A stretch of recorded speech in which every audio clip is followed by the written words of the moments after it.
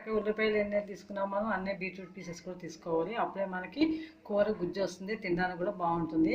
కొన్ని పచ్చిమిర్చి వేసుకోవచ్చు. లాస్ట్లో లెమన్ అయితే మనం తప్పనిసరిగా పిండుకొని తింటే వెరీ టేస్టీగా ఉంటుంది. స్టవ్ వెలిగించాను, చక్కగా వాడి పెట్టాం కదా, కొంచెం ఆయిల్ వేసుకొని సరిపోతుంది. అలాగే కొంచెం జీరా, కొంచెం ఆవాలు వేయాలి.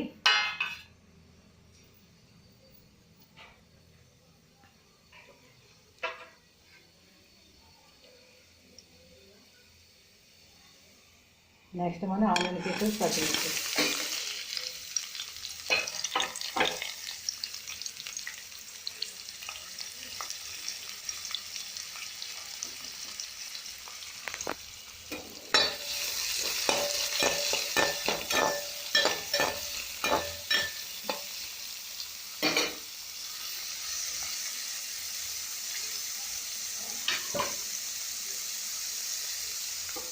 నెక్స్ట్ బీట్రూట్ చక్కగా కొంచెం బాయిల్ చేసి పీసెస్ వేసుకున్నాం కదా.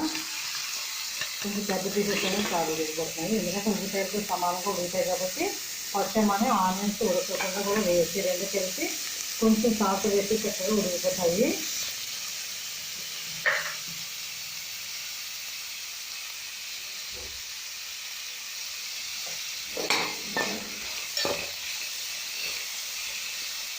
ఇలా మనం ఒక 10 నిమిషాల సిమ్లో పెట్టేద్దాము. ఎంతవరకు వస్తుందో